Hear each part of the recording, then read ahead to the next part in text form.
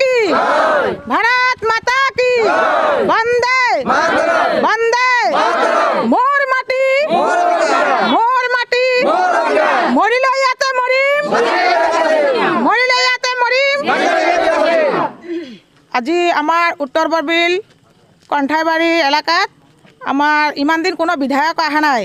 আজি আমার দর্শিং ছাৰ ৰংহাং আহিছিলে।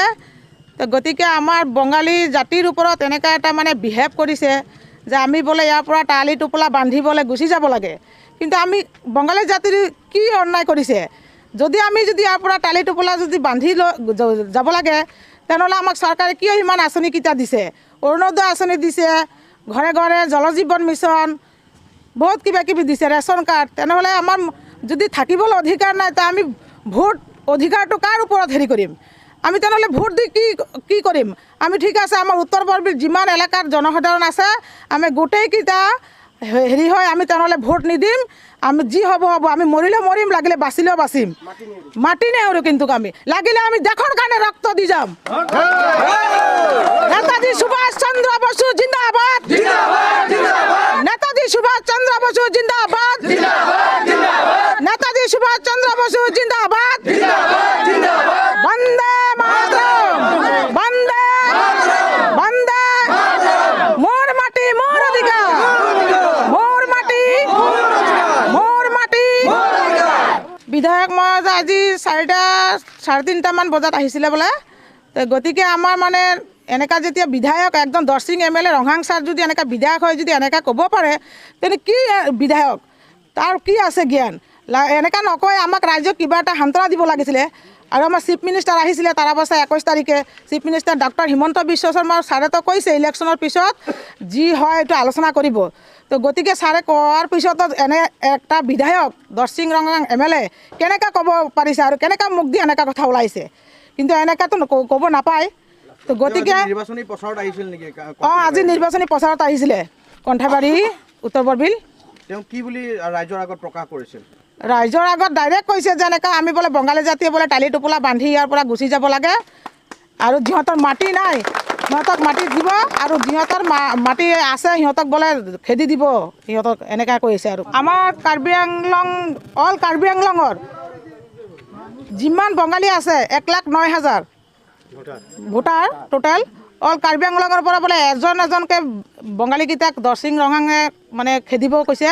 তো গতিকে মাননীয় প্ৰধানমন্ত্ৰী আমাৰ নৰেন্দ্ৰ মোদী আগত অনুৰোধ জনাইছোঁ আৰু ৰাষ্ট্ৰপতি দ্ৰৌপদী মুৰ্মুৰ বাইদেউৰ তাত অনুৰোধ জনাইছোঁ আমাৰ উত্তৰ বৰবিল কমাৰবস্তি কালিবাৰী কণ্ঠাইবাৰী যিমানখিনি বঙালী আছে সিহঁতৰ যাতে আগন্তুক ইলেকশ্যনৰ পিছত কিবা এটা সুৰক্ষা দিয়ে আমাৰ জাতিৰ কাৰণে। মই সদৌ কাৰ্বি আংলং যিমান বঙালী জাতি জনজাতি আছে সিহঁতক অনুৰোধ কৰিছোঁ আমাৰ যেতিয়া আমাৰ এইখিনিতে এটা ষড়যন্ত্ৰ কৰিছে তো গতিকে আমাৰ যিমান কাৰ্বি আংলঙৰ বঙালী জাতি আছে সিহঁতে ভোট বৰ্জন কৰিব লাগে। আৰু আমাৰ দৰ্শিং ৰংহাং ডাঙৰীয়া ছাৰে কৈছে MLA যে 1,09,000 বঙালী আছে অল কাৰ্বি আংলঙত, মানে এইকেইটাক বোলে এটা বঙালীক মানে খেদিব।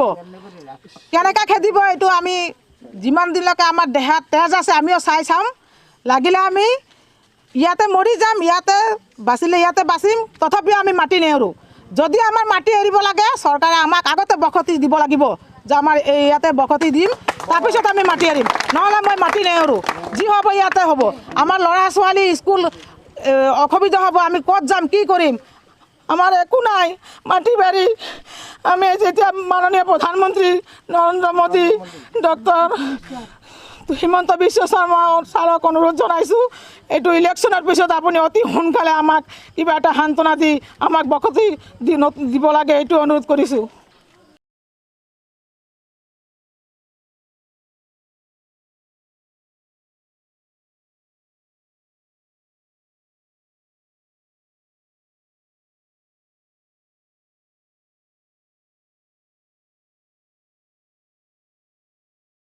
তেওঁ কৈছে ইয়াৰ পৰা আমি যিমান বঙালী আছোঁ আমি ইয়াত কাৰ্বিৰ লগত 1,09,000 ভোটাৰ আছোঁ। আমি চবক বোলে টোপলা টপলি বান্ধিব দিছে।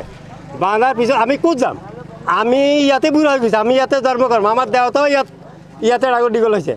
আমি ইয়াত 80 বছৰলৈকে বয়সত 80 বছৰলৈকে আমি ইয়াতে আছিলোঁ। ইয়াত 80 বছৰ থকাৰ মানুহটো আমি ক'ত যাম? আমি যদি ইয়াত যাবলৈ যদি হয় তেনেহ'লে আমি লৰিয়ে যাম, আমি নেৰিম কাকো। আমি যদি ইয়াৰ পৰা যাবলৈ হয় তেনেহ'লে আমি লৰিম ইয়াত, যি হওক আমি বাঙালী সমাজে আমি ইয়াত লৰিম, কাকো আমি নেৰিম। প্ৰধানমন্ত্ৰী বা মুখ্যমন্ত্ৰী কিবা আহ্বান জনাব নেকি? মুখ্যমন্ত্ৰীত আমি এইটো আবেদন জনাইছোঁ, আমাক এই জিয়াৰ বিজিয়াৰ সম্বন্ধে কিবা এটা যদি আমাক কিবা এটা দিয়ে, আমি সহযোগিতা দিলে আমি তাৰ ওচৰত মানে বহুত আমাৰ পাৰ্থক্য এইটোৱেই, আমি কিবা এটা মীমাংসা আমি চাইছোঁ মুখ্যমন্ত্ৰীৰ ওচৰত। এইটোৱে আমাৰ আবেদন থাকিলে মুখ্যমন্ত্ৰীৰ লগত। আমি যেতিয়া বিজেপিটো নাছিলে, আমি বাঙালী সমাজে এইটো বিজেপি আনিছিলোঁ ইয়াত।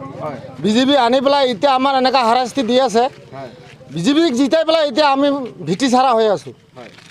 গতিকে আমি এতিয়া প্ৰধানমন্ত্ৰীক চবৰ ওচৰত কৈ আছোঁ যে এইটোৰ কিবা এটা সুব্যৱস্থা কৰক, নহ'লে আমি এইটো মাটি নেহেৰোঁ। যদি ইয়াত ভাঙিব আহে আমি জান দি দিম, তেতিয়া মাটি নেহেৰোঁ। জিচিপি আহিলে জিচিপিৰ তলত হ'লেও আমি পৰি থাকিম, তেতিয়া আমি নেহেৰোঁ মাটি। কাৰণ ইয়াতে আমি সৰুৰ পৰা ডাঙৰ হৈ আছোঁ, যাম ক'ত? আমি যাৱাৰ পৰা কোনো ৰাস্তাই নাই। আমি ইয়াত সৰুৰ পৰা ডাঙৰ হৈ গৈছোঁ, আৰু আমি বাচিম কেইদিন? আৰু আমাৰ ল'ৰা ছোৱালী যাব ক'ত? আমি ক'ৰবাত মাটিও ল'ব পৰা নাই, ক'তো যাব কিবা একটা সুখ অৱস্থা নাই। আজি আমাৰ ইয়াত আমাৰ ছাৰ দৰসিং ৰহা আহিছিলে, আহি পেলাই তেনেকুৱা এটা কথা কৈ গৈছিলে, আমাৰ অল বৰবিলত বা অল কাৰ্বি আংলঙত যিমান বঙালী আছে চবক এটা কৰি উঠাই টপলা বান্ধিব বুলি দিছে। আমি তাৰ কথা এতিয়া কি কৰিম? আমি কি ভোট আজি কালিৰ পৰা পৰি ভোট আমি যাম ক'ত?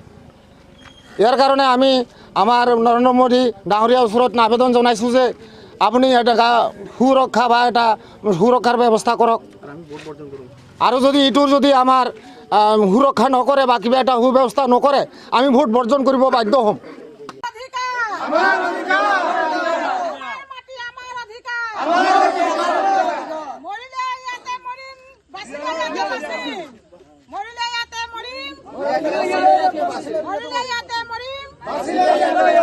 বন্দে